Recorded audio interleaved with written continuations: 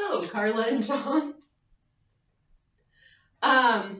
thank you for coming to counseling. As this is our first session, we'll kind of recap what brought you here.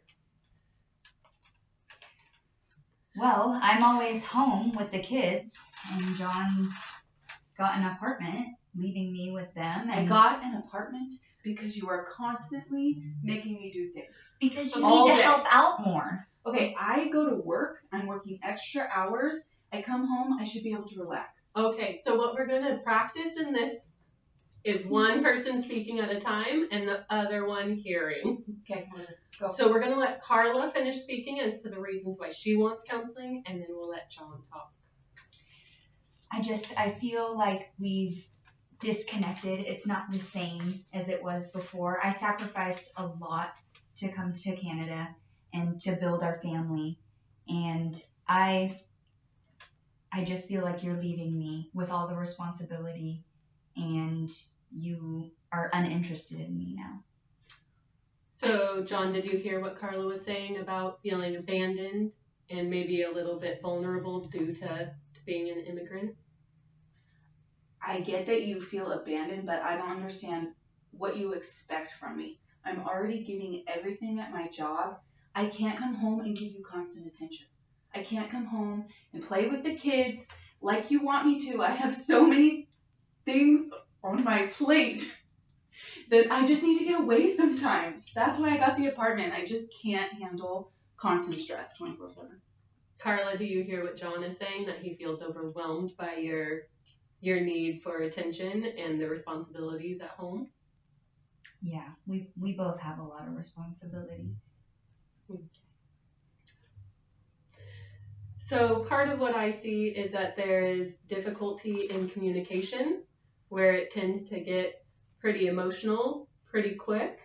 So we're going to focus on truly hearing what each other are saying.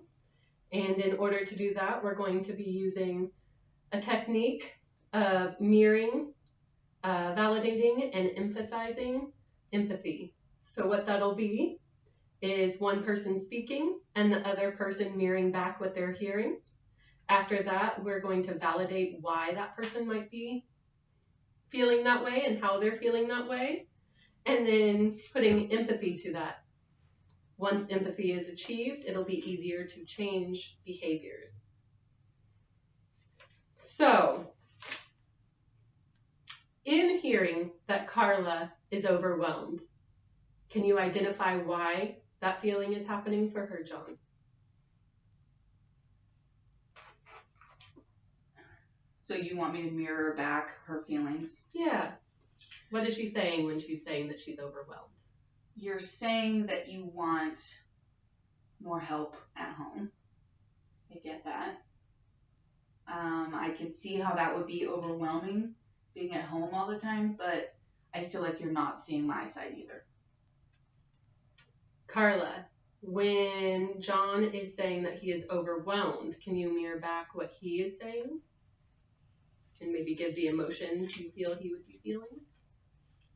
I can see that you're overwhelmed too, John. I know you work really hard to put a roof over all of our heads and to make sure that we're taken care of. I'm sure you probably feel really stressed out too. Thank you for noticing. How does it feel when Carla states those feelings back to you? Do you feel more understood? I mean, yeah, I guess it's better than her just nagging me, telling me what to do. I feel like maybe we got a little bit closer just now by you validating my feelings. Can I say something? Always. I feel like when you leave that you don't understand that it makes me feel like you're leaving for good and you're not going to come back and resolve things with me. You don't tell me, oh, I'm going off and I'm going to get an apartment. You just do it. When I got that apartment, it was really just the only way for me to be able to unload. I never once said that I want to leave you permanently. I just can't be with you every day right now. It's just too much. So what you're saying is you got the apartment to have alone time. Yes, I need that. How do you think it feels for Carla not having alone time, being with the children and not being able to take that break as you did with the apartment? I feel like you would be able to take breaks. When they're two small children and I'm in the house all day with them while you're at work and then living at your other apartment. Well, you've never once said this to me. You've never said you needed a break. I went out and got the apartment because I'm trying to fix the issue. Like, you have to tell me what you want, what you need. So, is this true, Carla? Have you mentioned to John in the past that you would like a break from the kids or asked for a night out to be able to have time away? I just figured you could tell how overwhelmed and assume that I need help because I'm struggling trying to handle everything. That seems like that would be an assumption that was made, but maybe not one that John was picking up on. So maybe stating it more clearly would allow him to see that. John, would you be willing to give more time to Carla if you had asked to have nights out? Or in the future, could you plan a day where Carla can have a break from the children? I mean, yeah, I think we could figure that out in the future. Thank you, Joan. How do you feel when John is willing to give you that space and time that you're needing? I feel like it's helpful. I just want him to move back so we're all together. I can't do that. I cannot do that. What would it take for you to want to move back, John? I need her to, like, just because she's doing it today where she's, like, recognizing that I'm stressed doesn't mean she's going to do it every day.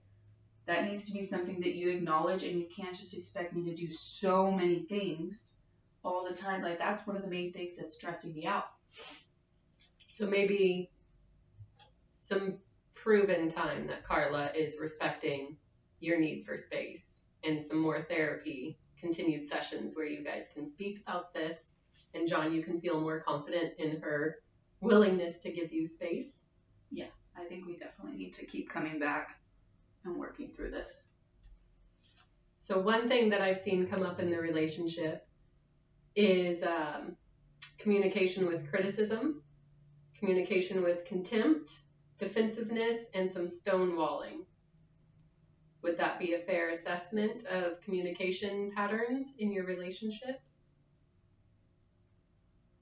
Well, yeah, because when I try to talk to him, he just walks away and doesn't want to talk to me anymore. And I want to talk and I want to figure it out in that moment, and he just ignores me. How does it feel to not have the problem resolved in that moment? Feels frustrating because then it's left unresolved and it's like nothing gets better.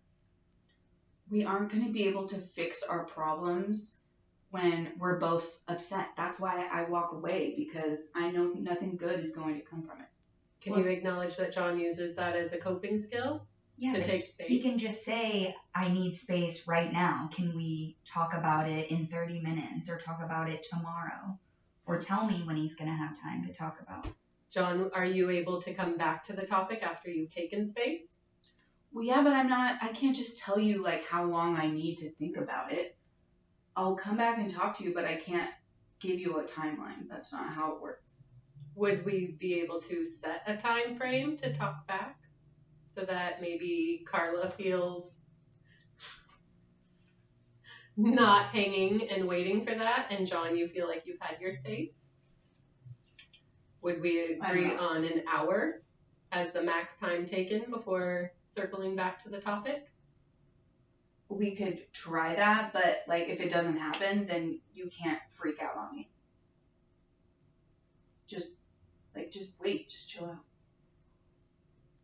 Do you see how that might not feel comfortable for somebody to just wait for you, not knowing if that time will ever come up? No.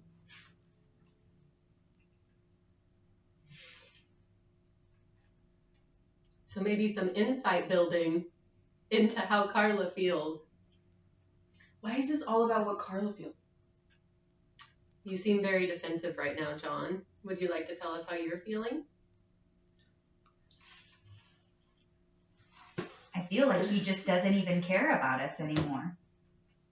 That could be a conclusion that's do. reached. But ever since we had Charlotte, you've been totally disengaged with me and with our kids.